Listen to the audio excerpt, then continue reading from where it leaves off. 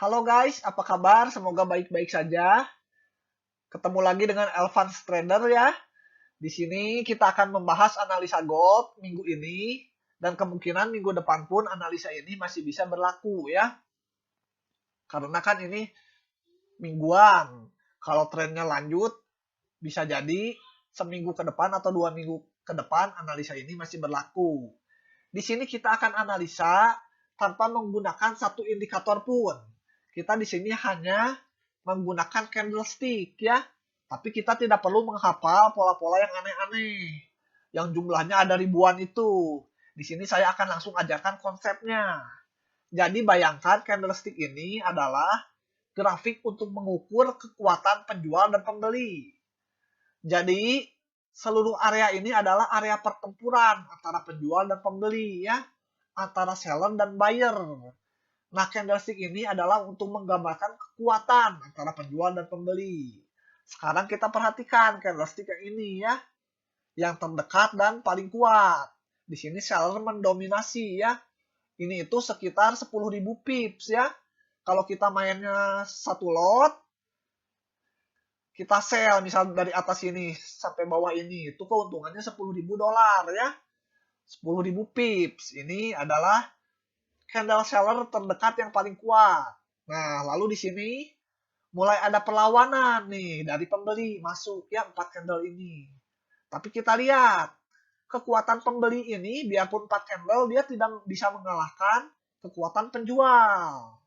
Di sini di candle kelima udah mulai seller udah mulai ada perlawanan lagi. Artinya dia akan melanjutkan tren lagi turun ke bawah. Jadi nanti kira-kira gambarannya seperti ini. Nah, maka saya menyarankan untuk gold ini kita main sell aja karena dilihat dari analisa candlestick ini, kekuatan seller jauh lebih kuat dari kekuatan pembeli. Kita lihat di sini ya, saya ulangi lagi, satu candle seller ini tidak bisa dikalahkan oleh 4 candle pembeli. Dan malah di sini seller mulai muncul lagi, mulai mau menguasai arena lagi. Jadi kemungkinan besar ini tren akan lanjut turun. Nah, maka kita ambil posisi di sini kalau mau aman kita cari sell aja, jangan main buy. Lalu di mana stop loss-nya? Stop loss-nya adalah di sini, di atas sini ya. Nah, jadi kalau kita sekarang sell, stop loss-nya di sekitar 1835, sekitar 4.000 pips. Jadi kalau kita pasang satu lot, kita loss-nya 4.000 dolar. Wah, terlalu besar ya. Terlalu besar. Karena itu, kita akan pindah ke H1 untuk titik entry dan mencari resisten yang tidak terlalu besar resikonya ya. Nih. Kita pindah ke H1. Nah, ini grafik H1-nya. Yang pertama-tama harus kita lakukan adalah kita tandai dulu puncak-puncak terdekatnya ya. Di sini, lalu di sini. Bagaimana caranya supaya resikonya lebih kecil? Di sini ada dua cara ya. Cara pertama adalah kita sell di puncak-puncak terdekat ya. Kalau kita sell di 1811, stop loss-nya di atas 1824. Misal 1825 atau 1826 atau 1827. Untuk menghindari false break ya, kadang-kadang udah break sedikit, ternyata false break turun lagi. Jadi bisa dilebihin di atas 1824. Ya. Nah, kalau kita sell-nya di 1824, artinya stop loss-nya di 1834 di atasnya ya. Kasih jeda beberapa pips ya untuk menghindari ekor ya. False break. Itu adalah cara yang pertama. Namun perlu diingat, karena di sini kita analisa trennya akan turun, maka untuk mencapai puncak-puncak 1811 dan 1824 ini, kemungkinannya semakin atas semakin kecil ya.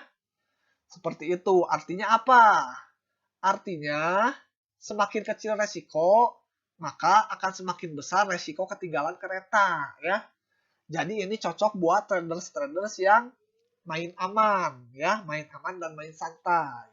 Tapi kalau traders agresif boleh sell langsung ya. Jadi ini kembali lagi ke profil tradernya masing-masing ya. Dan yang kedua caranya adalah kita bisa sell di puncak terdekat dan stop loss-nya menyesuaikan profil resiko kita. Misal kita siap 1000 pips ya. Artinya kalau kita sell 1811, stop loss-nya 1821. Kalau kita sell-nya di 1824, kita stop loss-nya di 1834. Seperti itu caranya supaya resikonya semakin kecil. Tapi ingat, resiko semakin kecil, maka resiko ketinggalan keretanya semakin besar. Jadi kembali lagi intinya ini adalah ke tradersnya masing-masing. Kalau saya lebih memilih, karena saya tipenya adalah tidak terlalu agresif dan tidak terlalu cari aman, maka saya akan sell di 1811 dan stop loss-nya di atas 1824. Seperti itu ya. Jadi kembali lagi semuanya ke teman-teman. Gimana gaya trading teman-teman. Saya kasih kisi-kisinya aja. Di mana sell-nya ya. Untuk stop loss dan TP-nya itu menyesuaikan lagi.